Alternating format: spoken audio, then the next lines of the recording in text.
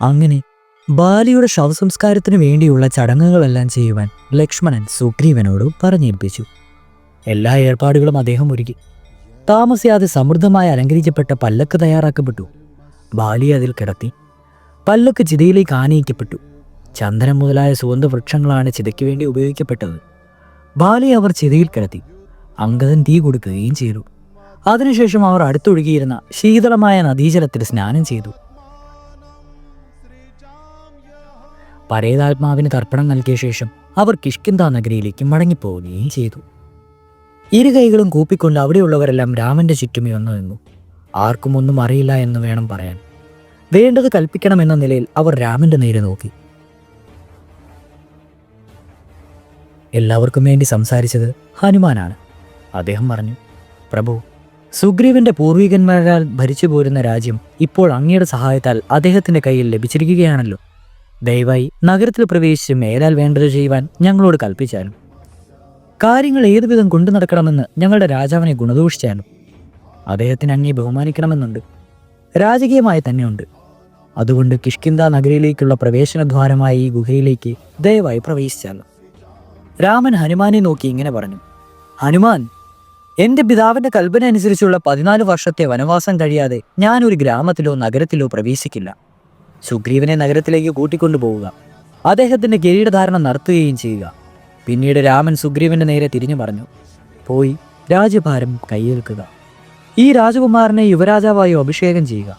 അംഗദൻ തന്റെ പിതാവിന്റെ തൽസ്വരൂപമാണ്. അദ്ദേഹം തന്റെ അച്ഛന്റെ പേരിന് പ്രസിദ്ധിയും കീർത്തിയും ഉണ്ടാക്കും. രാമൻ ഒരു നിമിഷം നിർത്തി. അദ്ദേഹം എല്ലാവരോടും നേരെ ഒന്ന് നോക്കി. ലക്ഷ്മണന്റെ നേരെയും ഒന്ന് നോക്കി. പിന്നീട് ഇങ്ങനെ പറഞ്ഞു, സുഗ്രീവ, മാസം ശ്രാവണമാണ്. മഴക്കാലത്തിന്റെ ആദ്യ മാസം. മഴ തുടർച്ചയായി പെയ്യുന്നു വരുന്നു. 4 മാസക്കാലം ഞാൻ ലക്ഷ്മണനുമായൊത്ത് ഈ പർവ്വതത്തിൽ കഴിച്ചുകൂട്ടാം. ഈ പർവ്വത ഗുഹകളിൽ എനിക്ക് സുഖമായി ഇരിക്കാവുന്നതാണ്. അങ്ങ് നഗരത്തിലേക്ക് പോയിക്കൊള്ളൂ. കാർത്തിക മാസം വന്നു ചേരുമ്പോൾ, മഴ നിൽക്കുമ്പോൾ എന്നോടുള്ള വാഗ്ദാനം നിറവേറ്റാൻ അങ്ങ് പുറപ്പെടുകയും ചെയ്യാം. അങ്ങിപ്പോൾ കിഷ്കിന്ധയിലേക്ക് പോയിക്കോളൂ. സിംഹാസനം സ്വീകരിക്കുകയും ചെയ്തോളൂ. സുഗ്രീവൻ നഗരത്തിനുള്ളിൽ കടന്നു. കിരീടധാരണവും നടന്നു. അതേസമയം തന്നെ അംഗദനെ യുവരാജാവാക്കുകയും ചെയ്തു. സുഗ്രീവൻ അംഗദനെ സ്നേഹപൂർവ്വം ആലിംഗനം ചെയ്തു. സുഗ്രീവൻ തന്റെ ഭാര്യയുമായി വീണ്ടും ഒത്തുചേർന്നു. അദ്ദേഹം കിഷ്കിന്ധയിലെ രാജാവുമായി സസുഖം ദിവസങ്ങൾ പിന്നിട്ടു. സുഗ്രീവനെയും മറ്റുള്ളവരെയും കിഷ്കിന്ധയിലേക്ക് അയച്ച ശേഷം രാമൻ പ്രഭക്ഷണം എന്ന പേരായ പർവ്വതത്തിലേക്ക് പോയി. ആ സഹോദരന്മാർ എല്ലായിടവും പരിശോധിച്ചു. ഒടുവിൽ വളരെ വിശാലവും സൗകര്യപ്രദവുമായ ഒരു ഗുഹ കണ്ടെത്തി. തൽക്കാലം മഴക്കാലത്തേക്ക് അത് തങ്ങളുടെ ആവാസ കേന്ദ്രമാക്കുവാൻ അവർ തീരുമാനിച്ചു. രാമൻ ലക്ഷ്മണനൊത്ത് മഴക്കാല മാസങ്ങൾ പ്രശ്രവണത്തിൽ കഴിഞ്ഞു. താമസിക്കാൻ തിരഞ്ഞെടുത്ത ഗുഹയുടെ സ്ഥാനം രാമന് ഏറെ ഇഷ്ടപ്പെട്ടു. അവർക്ക് ചുറ്റും ഭംഗിയുള്ള വൃക്ഷങ്ങളുണ്ടായിരുന്നു. ആ വൃക്ഷങ്ങളിൽ പുഷ്പിക്കുന്ന പടർച്ചെടികൾ ധാരാളം ചുറ്റിപ്പിണഞ്ഞു കിടന്നിരുന്നു. അവിടെ പ്രകൃതി തൻ്റെ ഔദാര്യത്തിൽ ഒട്ടും കുറച്ചിരുന്നില്ല. എങ്ങും നോക്കിയാലും സൗന്ദര്യം ഒറ്റി നിന്നിരുന്നു. സ്ഥല സൗന്ദര്യം വർണ്ണിക്കുവാൻ തുടങ്ങിയാൽ ചിലപ്പോൾ രാമൻ ആനന്ദ നിർവൃതിയിൽ ആണ്ടുപോകാറുണ്ടായിരുന്നു. ഒരു ദിവസം മഴയില്ലായിരുന്നു. ചന്ദ്രൻ ഉദിച്ചു പൊങ്ങി. ഗുഹാമുഖത്ത് നിൽക്കുമ്പോൾ ചന്ദ്രികയിൽ ആണ്ടു മുങ്ങി നിൽക്കുന്ന പ്രശ്രവണത്തിൻ്റെ കൊടുമുടി രാമൻ കണ്ടു. ലക്ഷ്മണൻ തന്നെ എത്രമാത്രം ശ്രദ്ധയോടെയാണ് പരിചരിക്കുന്നതെന്ന് രാമൻ അറിയാമായിരുന്നു.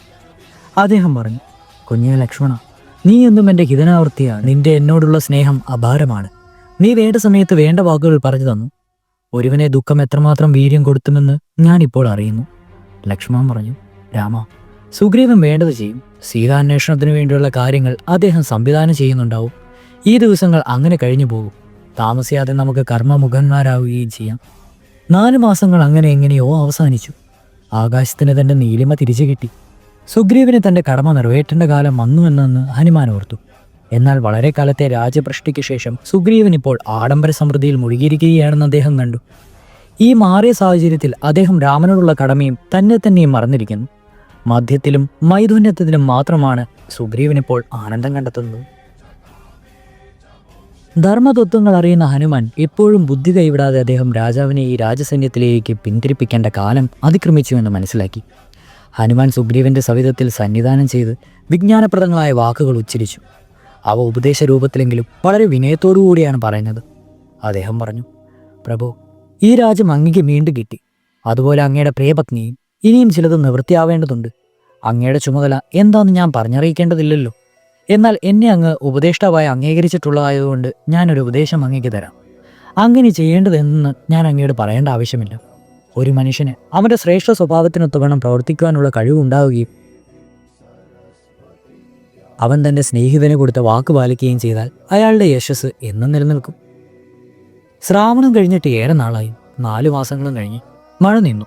അങ്ങ് കർമ്മോമുഖനാവേണ്ട സമയമായിരിക്കുന്നു. സീതയെ അന്വേഷിച്ചു പോകുവാനുള്ള വാനരന്മാരെ ശേഖരിക്കും.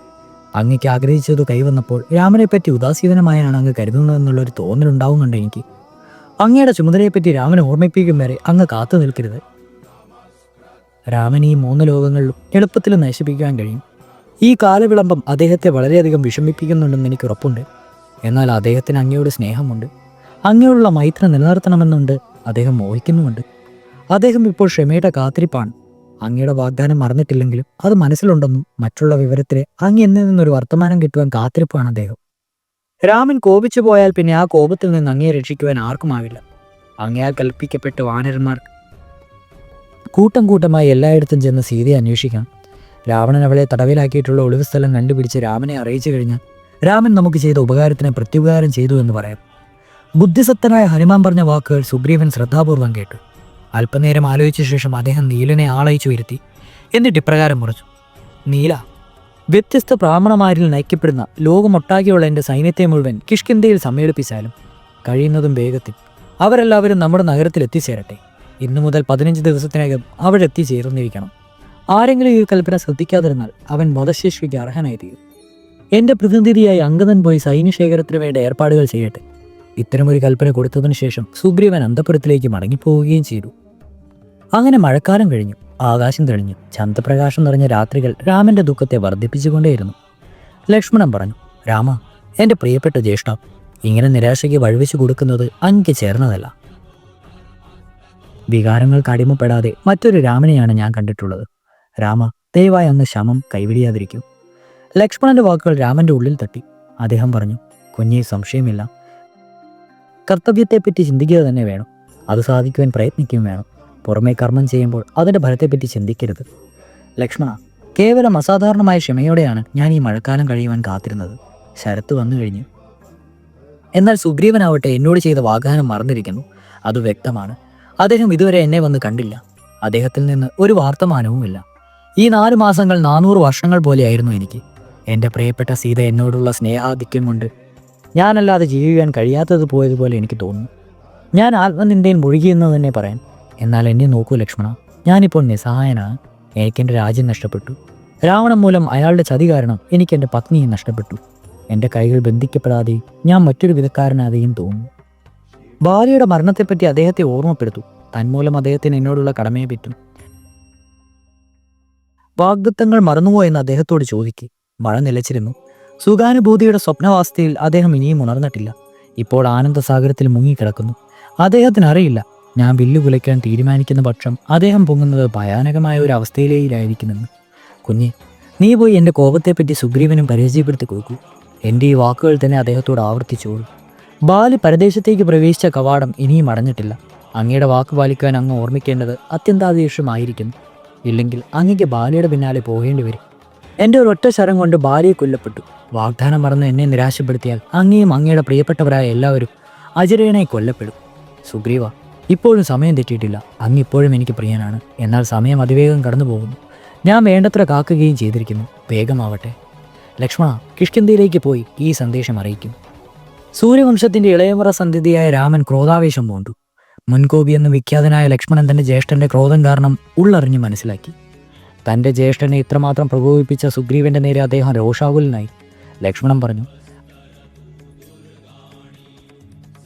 വാനര രാജാവ് സജ്ജന പതാവ് ഒരിക്കലും സ്വീകരിക്കില്ലെന്ന് എനിക്ക് ഉറപ്പായി. അദ്ദേഹം ഇപ്പോൾ അനുഭവിക്കുന്ന എല്ലാ സുഖങ്ങൾക്കും കാരണക്കാരൻ അങ്ങെന്ന സത്യം അദ്ദേഹം മനസ്സിലാക്കുന്നില്ല. ഈ രാജകീയ പദവി അദ്ദേഹം അധികകാലം കൊണ്ടു നടക്കില്ല. അതുകൊണ്ടാണ് അദ്ദേഹത്തിൻ്റെ മനസ്സ് ധർമ്മിഷ്ഠതയിൽ നിന്നും ചുഗുനലാബോധത്തിൽ നിന്നും പിന്തിരിഞ്ഞു പോയിട്ടുള്ളത്. രാമ, ആ രാജാവാകാൻ അദ്ദേഹത്തെ അർഹിക്കുന്നില്ല. അദ്ദേഹത്തിൻ്റെ ചിന്താശക്തി നഷ്ടപ്പെട്ടിരിക്കുന്നു. സഹോദരനായ ബാലിയുടെ പിന്നാലെ അദ്ദേഹവും പൊയ്ക്കോട്ടെ.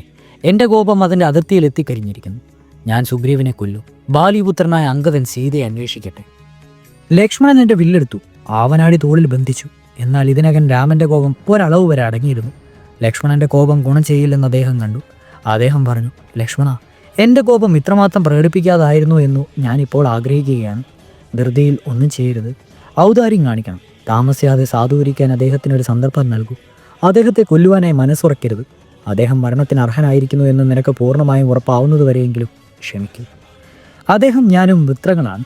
ഞങ്ങൾ അഗ്നിയുടെ മുമ്പിൽ വെച്ച് ആജീവനാന്തം മിത്രങ്ങളായിരിക്കുമെന്ന് സഖ്യം ചെയ്തിരുന്നു. സുഖദുഃഖങ്ങളും പങ്കിടാമെന്നും അതിനെപ്പറ്റി അദ്ദേഹത്തോട് പറയും. എൻ്റെ സ്നേഹം ഒട്ടും കുറഞ്ഞിട്ടില്ലെന്നും ഒപ്പം പറയൂ. രാമൻ്റെ വാക്കുകൾ ലക്ഷ്മണൻ ഉൾക്കൊണ്ടു. ജ്യേഷ്ഠനെ വന്നിച്ച ശേഷം അദ്ദേഹം അതിവേഗം കിഷ്കിന്ധ്യയിലേക്ക് പോവുകയും ചെയ്തു. ലക്ഷ്മണന് ഉള്ളിൽ കോപമുണ്ടായിരുന്നു. അദ്ദേഹത്തിന് ജ്യേഷ്ഠനെ അനുസരിക്കേണ്ടതുമുണ്ടായിരുന്നു. അതുകൊണ്ട് സുഗ്രീവന് തൻ്റെ വീഴ്ച ന്യായീകരിക്കാൻ ഒരു സന്ദർഭം നൽകുവാൻ അദ്ദേഹം തീരുമാനിച്ചു.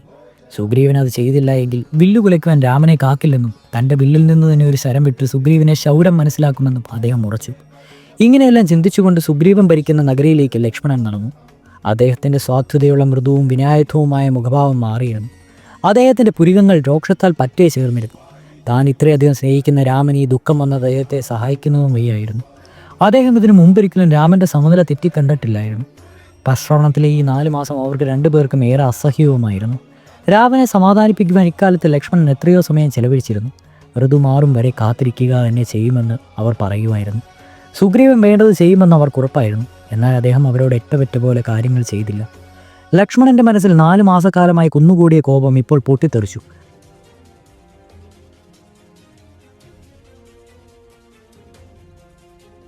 തൻ്റെ സ്വർണവും രത്നവും പതിച്ച മഴവില്ല് പോലെ വെട്ടിത്തിളങ്ങുന്ന വില്ലിടത്തെ കയ്യിൽ ബലമായി പിടിച്ചുകൊണ്ട് ഓരോ കാൽവെപ്പിലും ഭൂമിയെ വിറപ്പിച്ചുകൊണ്ടും ലക്ഷ്മണൻ കിഷ്കിന്ധ്യയിലേക്ക് നടന്നു. അദ്ദേഹം വൃക്ഷങ്ങളും പർവ്വത ശിഖരങ്ങളും പിന്നിട്ടു. വഴിക്കുള്ള കല്ലുകൾ കാലുകൊണ്ട് തെറ്റിനിട്ടുകൊണ്ട് അദ്ദേഹം അതിവേഗം പോയി. അതെ, അടുത്ത എപ്പിസോഡിൽ ലക്ഷ്മണൻ്റെ ഉഗ്രകോപമാണ് കാണാൻ പോകുന്നത്. രാമായണം എന്ന് പറയുന്ന സീരീസിലെ ഏറ്റവും ശക്തരായവരിൽ 2ാം സ്ഥാനിയാണ് ലക്ഷ്മണൻ. ലക്ഷ്മണൻ്റെ ഉഗ്രകോപം അസഹനീയമാണ്. തുടരും.